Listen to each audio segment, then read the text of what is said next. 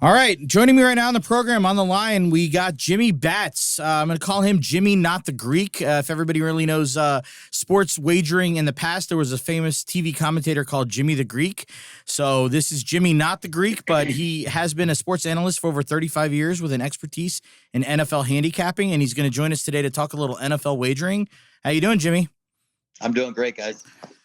So sports gambling, it's really taken its own life and existence after legalization in a lot of states, and also with the access to apps and the variables that you can go ahead and do with it. So talk a little bit about how it has shaped the modern NFL. So a lot of what you see now with how they are doing the scheduling, initially the goal was to make sure you have games every without going more than 3 days in between NFL games. And now you're seeing games on other nights so they can put more stuff in prime time, which is encouraging more viewership and also more gambling.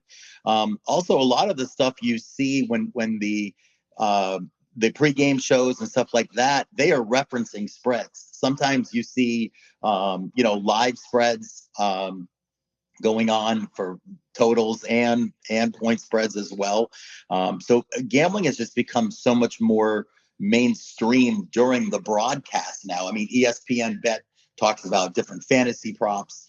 So it's pretty nutty how gambling has become a huge part of the viewership. I mean, you'll see the spread, you'll see the total right there where it just used to be what the score in the game is and how much time, and everyone has timeouts, and now you're seeing the lines and everything else. So I mean, even announcers are referencing stuff on a regular basis. Yeah, it's funny how you see it.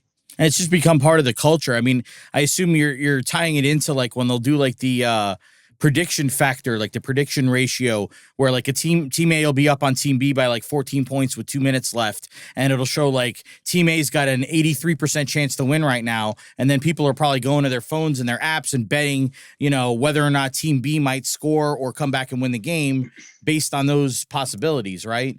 Stuff like that. Yes. They're encouraging the gambling while actually showing the broadcast. It's almost like they're working kind of hand in hand, I guess, in a way, right? Yeah, you could say that. And the other big thing right now is with live gambling. I mean, that has also completely changed the whole industry. Before, you pretty much had to wait until the end of the half, and your only options were first half and second half. Mm-hmm. Now it's on every single play, or in advance of that, it's okay, the next time such and such team touches the ball, what's going to be the result of the drive?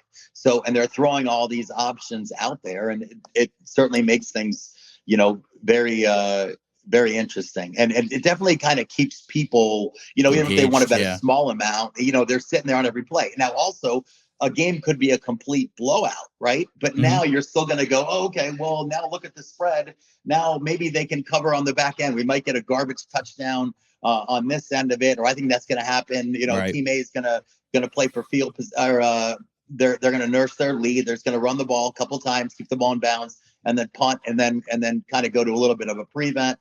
And so you're seeing a lot of stuff like that where it still keeps the gambler engaged. So there's got to be, I would say, there has to be some sort of like great value for maybe the bettor on these live bets, because how could it possibly, I mean, unless they're running it through like AI or something like that, to know what the actual line or odds are going to be for team B to go ahead and score in the third quarter in reference to what team A just did in such a live stream. And then obviously none of it is going to be factored in to how much money is coming in on either end, because there's no time. It's got to be like right away.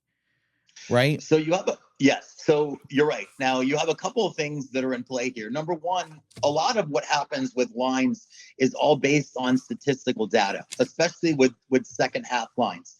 That has always been very, very cookie cutter. If team A was a field goal favorite coming into the game, and then at halftime there were 3 points, without question, the odds are going to be like pick 'em minus a half, something along those lines for that team that's up.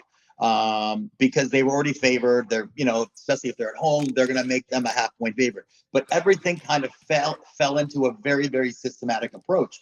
The problem with live betting is you don't have enough data from all these different situations that arrive. Okay, I have a team that's a 7-point favorite, but they're down 20 in the third quarter. How much time is it? So what these sports books do to mitigate that risk is they put a greater cut in between what you have to lay on the favorite and what your return is on the dog. So if they're not sure that you have a 7-time, this guy has a 7-to-1 chance of winning, they're going to make you lay closer to 10-to-1. And then if you want the underdog in that situation, your return is only going to be like plus 350. So they're taking a greater spread in between so that, yes, if we get fucked, we might get fucked here and there, but it's going to happen when we're laying, when people are laying a lot more, so that when they do lose, they're going to lose big. And then if they hit the dog, they're not going to get as great a return. Right. I understand. That makes a lot of sense, because obviously they're in the business to make money. So that's very interesting. So any tricks or tendencies that you like to see and watch for when you're looking overall at NFL games, maybe even during a game, but also before?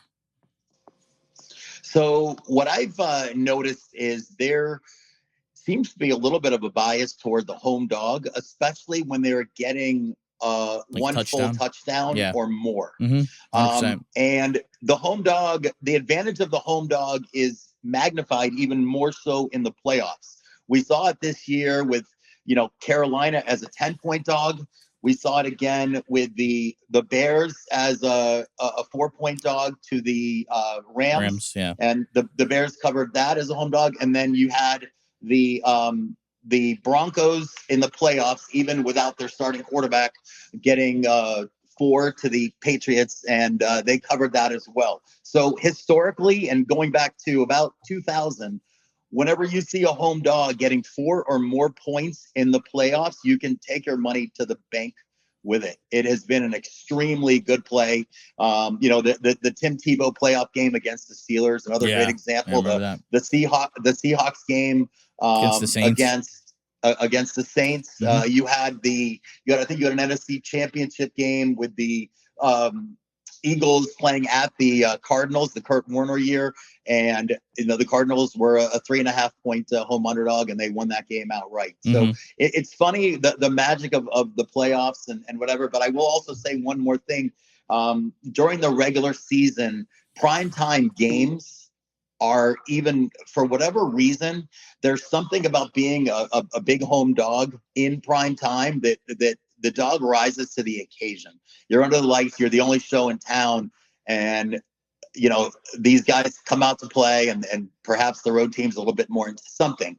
But you see teams, I've seen it time and time again, where you see teams that are, especially when they're getting more than a touchdown, and they win the game outright. And it's over a 70% play. Okay, so you want to look to targeting the solo games. Thursday night, Sunday night, Monday night, those are kind of things, the prime time. Dogs. All home dogs. Got it. Home dogs. Okay. Unless you're the Dolphins. Yes. Unless it's the Dolphins, right? Yeah. So, so I'm with Goose over here, and I don't know if you guys had ever met each other, but Jimmy's also a season ticket holder for the Dolphins, so you guys can share in that misery for years and years and years and years. But that is like need to be on suicide watch already. Yeah. Predictions for the upcoming 2026 season from a gambling perspective. I don't know if you're looking at certain prop bets that you're interested in, or over-unders, stuff like that. Talk a little bit about that. So a lot of what we have so far is very, very premature, because we have not hit free agency. We haven't hit the draft. Certainly there's a lot of things that can happen from an injury standpoint between now and the beginning of September as well. So to try and speculate anything at this point would be very, very premature and I will say stupid. I will tell you that if you look at certain things that have happened year in and year out, such as worst to first teams in a division, it literally happens. I think it's happened about 24 out of the last 26 years, where one team We saw it with the Patriots. We saw it with the Jaguars. This year we had more than normal. 2007 Dolphins. Yeah. So exactly. Teams that people will write off will.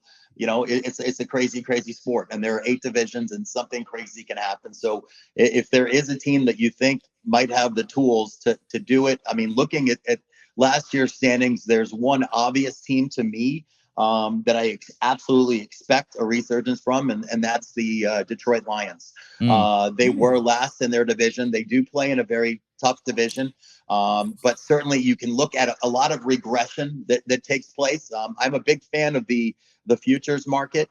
When you see some inconsistencies there, line shopping is another thing that I enjoy doing. I'll kind of cross-reference different sites and see what people have photos listed on. Yeah. And sometimes it's better to lay a little extra vig. And if you want to take a team's over, well, if you want to take them over 4.5 versus 5.5, and you just lay a little bit more, it literally is the difference. It can make a difference, yeah, for sure, between winning and losing the bet. So line shopping when you're in the futures market is very important. I'm not as big a fan on player props because there's a lot of things that can happen, especially injuries. With injuries. Sure. Yeah. So that's one market that I would suggest people stay off of, because it doesn't seem like it's a very good return, and it is very, very unpredictable. Yeah. So you bring up a good point with the, obviously it's way premature to do that because we don't have the free agency and the draft to go through, but how much, so like you have a little bit of a window from after the draft to before like the schedule comes out. So how much do you weigh into the actual schedule? Like, would it be more fruitful to go ahead and wait until even after the draft, after the schedule comes out, so you can see, all right, this team's got to go play in London, then they got to come back. And so like, I don't really like their chances to win that game when you're looking at like maybe a prop bet or an over under or stuff like that. So one of the things that I look for, I usually try and read people's commentary when the schedule comes out. And what they're going to do is tell you who has the most miles traveled over the course of the year, and then basically who essentially got completely screwed over by the schedule makers. And I think so it wasn't this past season, but the season before, I remember someone writing an article where they said San Francisco is in a really, really bad situation, primarily because the teams that I think it was like 6 of their opponents are coming off of a bye before they play San Francisco. And there was another, in addition to how many miles they have to play and, back-to-back games and, quick turnarounds because, they have had recent success. So certainly the teams that have had success and or are projected to have success are the teams that the NFL tries to put in prime time as much as possible. And when you're in prime time, especially if you're in a Monday or a Thursday, that generally means a quick turnaround. Yeah. So, these teams, like I said, they deal with a really bad schedule, and that can affect a lot of things. And that Niners team, they had a lot of injuries, but it seems like they always seem to get injured. But irrespective of that, I think whatever they won, 5-6 games, it was a really tough 2024 season for San Francisco, especially based, on where their projections were and a division that they were supposed to dominate. I think they finished 3rd. So right. So so the schedule makes a huge difference in obviously evaluating the entire landscape. But it's interesting what you said about the comments because you could really get a feel about where the bettors are leaning. So you maybe want to hedge it that way too. So I mean, with the access to all sorts of digital media, social media, and obviously the ease of the apps with the changing of the law, like it's really like revamped the sport. Any final thoughts, comments from the handicapping? So one other thing that is really, really big is what I call the one possession regression.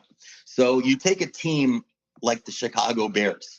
They had a disproportionate amount of success in one-score games it always seemed like when they needed to get that stop late in the fourth quarter, they always got it to protect the lead. And when they needed all 4 downs to drive the length of the field or get in field goal range, they always seem to get it. And that's how you saw a 5-12 team become a 12-5 team in 1 year with a rookie head coach. So I'm only saying this because if you reference that like to a team like Kansas City, look at what happened to Kansas City between 24 and 25. They were, I believe, undefeated in 1-score games, 11-0, some crazy number where the majority of their games were all, 1-score games. And they were always on the right side of those 1-score games. And then you saw, a considerable amount of regression from last year to this year. Similar with the Minnesota Vikings. They went from a 14-win team that won a whole bunch of 1-score games in the 24 season to, an 8-win team this year. Now, Vegas normally accounts for that because, they are aware it's the same reason you saw a 15-2 Detroit Lions team in 2024 come into 2025 with a 10.5 over/under as their projected or as their win total. So, yes, part of that was because their schedule was a first-place schedule, and it was a pretty hard schedule. But I think they were also accounting for the regression that has been historical with teams that win a disproportionate number of close games. Yeah, I bet they cleaned up on that. I bet a lot of people took the over on 10.5 because they thought it was too low after they won 15 before that. Absolutely. So, all right, Jimmy, thanks for the advice and the tips, and absolutely good luck as we approach the NFL season. We'll get closer. Maybe we'll revisit, and as we get into August, we'll talk again and see what you got going for the 2026 season. But I appreciate you joining us today. Thanks again. That sounds great. That sounds great, guys. Thank you so much for having me. Okay, no problem. Take care. Take care. Bye-bye.